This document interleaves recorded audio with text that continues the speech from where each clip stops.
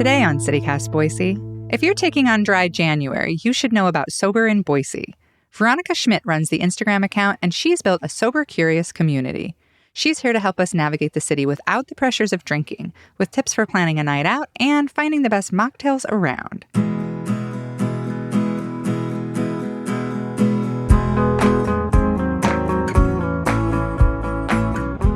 It's Wednesday, January 18th, 2023. I'm Emma Arnold, and this is CityCast Boise.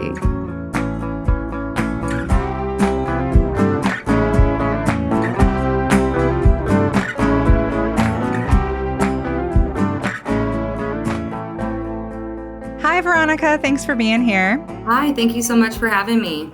So you are part of this Sober in Boise, the sober movement here. So why did you choose to quit drinking or to pause drinking right now?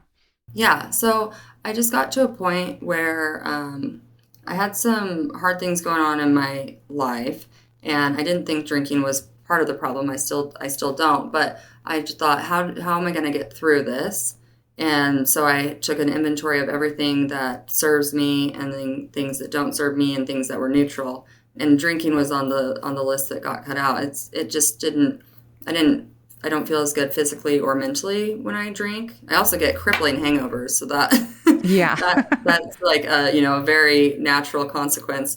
So I was just like, what's the point in this? And so I really just wanted to focus on all the things that really served me, and alcohol wasn't one of those. Yeah, I think, when a lot of times when people are thinking about quitting drinking, somebody might be a full-blown alcoholic and be like really no and really ready. But I think a lot of people don't realize that it can be a very different process for some people. Like I've been in recovery over a decade, and but I quit in stages. I stopped drinking hard alcohol before I had my kids when I was like 20, and then I quit drinking wine, and then I quit drinking beer, and eventually I was kind of the same reason as you, like my hangovers were way too much. I did a lot of 12-step group work, and eventually kind of started to feel like, oh, alcohol really isn't the problem. It's just something that exacerbates other problems that I'm having. Exactly. And then I always say, you don't have to be an alcoholic to stop drinking, and you don't have to have a reason. You don't have to have a religious reason. You don't have to be pregnant. Like, you can just stop drinking. It could just be a preference, Yeah. You can be like how some people are like, I don't eat dairy or whatever. Oh my gosh, you I know you like, tell people that you don't eat gluten, and they're like, oh, absolutely. But you tell someone you don't drink alcohol, and they're like, oh my gosh, okay, why? Tell me why, Yeah. And so you can just not. And what is the purpose of the movement, Sober in Boise? For me personally, for my chapter here in Boise, mine is to be really, really inclusive for everyone, drinkers and non-drinkers alike. Whether you're drinking and you're just DD that night, and you want to navigate how to go out, one night in Boise versus if you haven't drank in 5 years or never drank, and anybody in between. So I really wanted to be inclusive and just show that there's more to do in Boise. Like, Boise's such a fun city, so there's more to do than just with your friends or coworkers, let's go grab a drink. Or if people are saying, let's go grab a drink, okay, how can I go grab a drink that's not an alcoholic and still have a great time? Yeah, that can be really difficult, especially when people are getting freshly sober. I've experienced that myself of, still wanting to be social, still wanting to be a part of things. And there can be a lot of pressure, and there's like society's idea is kind of like, well, if we're going out after work or if we're going out on the weekend, there's going to be drinking involved. Can you talk a little bit about that pressure people feel to include alcohol in fun? Absolutely. Alcohol and fun are so synonymous in our culture that it's hard to decouple the two. And so that was another really big thing I wanted to highlight with the Instagram page as well, is that you can go out and you can have all the same fun, but without drinking. You're actually a cool person. You don't need alcohol to be cool. Like you're a fun person. You don't need alcohol to be fun. Yeah, Boise can be tough. I've found, we have such an alcohol culture here. Like if you're downtown, it's basically breweries are one of your only options for places to hang out. And it can be really hard, especially in the beginning when you're like, maybe if you're struggling not to drink, it can be really hard to be out and about doing things with people that only involve alcohol. Did you find that? Yeah, for sure. And so that's why I just really clung to like the non-alcoholic options, mocktails and stuff. And I didn't know where had them at first. And so that's why I was like so excited to share with the community what places have awesome options. But it's so much nicer to be able to point to something on a menu and say, I want this, just like all your friends. And then it's easier too if I'm going out with coworkers because, you know, drinking's so normalized. It's like, you're not drinking. Why? You have to have a reason why you're not drinking, you know? And so then if there's something on the menu, people don't even know when it comes that it's not alcoholic, you know? And so those are really, really nice. There's a few breweries around town that I've talked to that are thinking about brewing non-alcoholic beer or carry and stock a different brewery that has non-alcoholic beer, or like kombucha. I know Payette has a bunch of non-alcoholic options. You don't have to just drink water or a Diet Coke, you know, you can have something a little bit more fun. When I first got sober, I would drink ginger ale. And then by the end of the night, I'd realize I'd had like 6 ginger ales, you know, Yeah, and just you're like because all you're kind of bubbly. keeping up with everybody and my hands would be shaking. But so Yes. who does have the best mocktails? What are some fun drink alternatives you've found around town? Yeah, so a lot of places do. So, like Water Bear was the one place that I knew had mocktails. And so they have a good selection. The Lively for some, you know, like nicer upscale places. Like Bitter Creek, Diablo and Sons, and Red Feather, you know, they're all kind of connected right there. And Bitter Creek's been serving non-alcoholic beer for years, like way ahead of this, because it is getting more normalized and popular. And so they reached out to me and they're like, dude, we all have them. We've been having them for years. This is awesome that you're doing this. I'm like, yes, this is awesome that you have had these on your menu for so long. Yeah, I'm wondering about that. You know, you said a lot of these places already had stuff set up, and you know, you talked to all these other cities. Is it easier to be sober in a place like Boise? Like, are we set up for? I mean, I'm kind of referencing Mormonism here. Like, since we have a lot of Yeah. people who are, you know, sort of religiously sober, is it easier in a place like Boise? You think? It is. So I actually have the privilege of traveling a lot for work. And so I do have that network with some of the other ladies in other cities. And I reached out specifically to their rep and was like, how do you do this? There is nothing to do in this town but drink. And they're like, yeah, it sucks. So seeing other places, because it would be easy for me to be like, oh, it's so hard to be sober in Boise with all our breweries. But then knowing there's all these other great places that you can go, and then breweries that are sober inclusive, has made me so appreciative for Boise. It is one of the better cities for it. So let's talk like planning a fun night out. Like you said, in some city there's nothing to do but drink, but here, what is there to do if people are trying not to drink? I have a few like tips and tricks for if you're going out, try to go somewhere that you know does have something on the menu so you don't have to order off menu and feel kind of high maintenance or like different. And then just like don't make a big deal out of it. And then personally, I think anything that you would do drunk, you can do sober. One of the funnest nights I've had out is I went out with a bunch of people and we went to Hannah's and we danced. And Hannah's does not really, they're not the first place you think of for sobriety.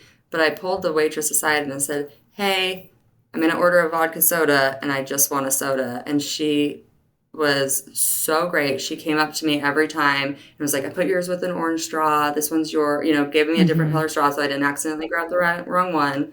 You know, friends I was with all ordered doubles. She's like, do you want a double? And I was like, yeah. So she just brought it in a taller glass and she was amazing. I had the best time ever. So you find people out there that are so supportive. It's really great. Yeah, and that brings up a good point, you know, even for people who aren't trying to get sober. I do feel like it can be really good and like helpful for people to go do things they would only do drunk. Like dancing is a perfect thing. Yeah. Like somebody who's like, oh, I can only dance once I get drunk. Like maybe that's something to kind of tinker with, you know, to be like, you know, how can I get comfortable enough in myself that I can go dancing without alcohol? So for people like right now, I know quite a few people who are doing dry January. What if Hmm. someone wants to try stopping drinking? What are your suggestions? Yeah. So, like, actually, someone just asked me too, like, oh, I'm going on a first date. I don't drink. What do I do for a first date that's not going to grab a drink? It's like, okay, go grab a coffee, like, go to ice cream, the Still, Stella's. I think there's another one right downtown that are so great. You know, go have ice cream. Go places that you wouldn't like, so there's one thing where you can do something that you would only usually do drinking and just try to do it sober. But on the absolute opposite side of that is do something that you normally wouldn't do. Like go to a yoga class, go, explore the city, do something active. Boise's a great city for activities. So yeah. Learning to have fun, in a lot of the 12-step groups, they have like fun and sobriety groups that help people like learn how to live outside of their drinking. And you and I were kind of talking about that before the show. Other than 12-step groups, which you said you didn't really identify as an alcoholic, so that didn't feel like an option for you, what other support can people find? Yeah, and that's actually one of the reasons why I wanted to start this page as well, because when I wanted to stop drinking, everything I found was you're an alcoholic, here's the reasons why you can never drink again, or you're fine, keep going. And neither of those fit for me. And so I think, hopefully my page is inclusive support for things that if you just choose not to drink today, and if you choose to drink tomorrow, that's fine. In fact, I had a glass of wine over Thanksgiving and then some champagne on New Year's Eve, and I'm not beating myself up about it. I don't feel inauthentic. It's I'm still, helping people be sober in Boise when they choose to be sober. And if they don't, so what? So support-wise, I think always having a buddy, someone that you're not drinking and that you can just kind of call or text. So, which is similar to the idea of a sponsor, but just not as much pressure on it. And then, hopefully my Instagram page is also supportive of people in that same boat.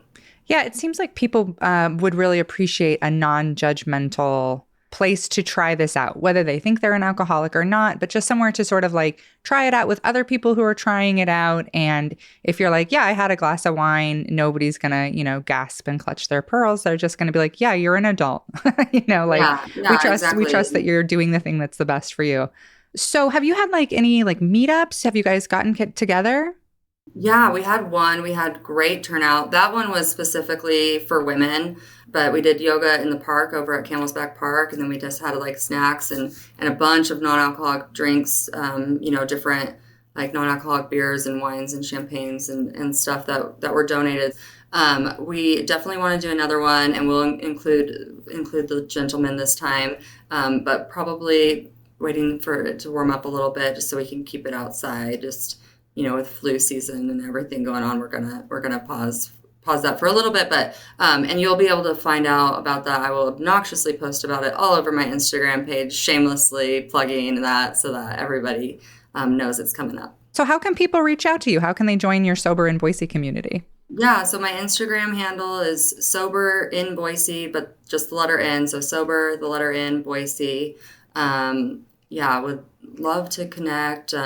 Actually working on trying to find someone to maybe co-manage the page with. So if anyone's interested in that, please reach out. It sounds like you're really building a fun and very inclusive community, whether or not people feel like they're alcoholics or they're, just taking a couple days off drinking or a month or they're trying it. So that's very cool of you to be so welcoming to everyone. And I'm sure people really appreciate that. Thank you. I appreciate that. Well, thanks for coming on, and I'll see you around. I'll buy a ginger ale. How about? That sounds perfect. I love it. Cheers.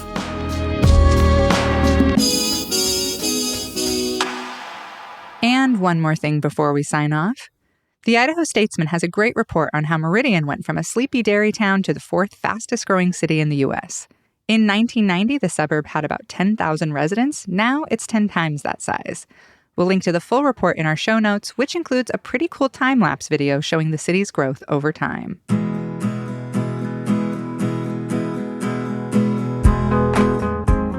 That's all for today here on CityCast Boise. If you enjoyed the show, why not tell a friend? Leave us a review, and don't forget to subscribe to our Hey Boise newsletter. We'll be back tomorrow morning with more stories from around the city. Bye!